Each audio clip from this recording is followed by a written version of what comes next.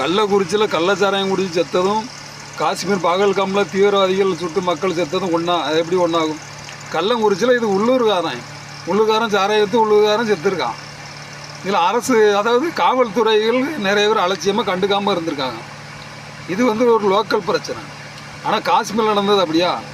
தீவிரவாதிகள் அச்சுறுத்தல் இருக்குன்னு தெரிஞ்ச இடத்துல பாதுகாப்பு அதிகமாக இல்லாமல் இருந்தது. அது அந்த நேரத்தில் பாதுகாப்பு இல்லாமல் இருந்து இந்திய அரசாங்கத்தை கேள்வி கேட்கத்தான் செய்வாங்க. உங்கள் ஆள்ற மோடி அரசு தான் அதுக்கு பொறுப்பேற்றுக்கணும். இங்கே ஸ்டாலின் பொறுப்பேற்றுக்கிட்டாரு.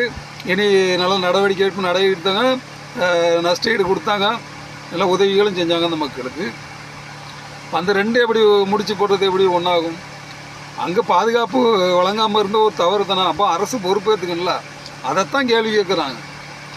இது எப்படி அந்த பிரச்சனையும் ஒரு தேசிய பிரச்சனையும் உள்ளூர் லோக்கல் பிரச்சனையும் எப்படி ஒன்றாகும்?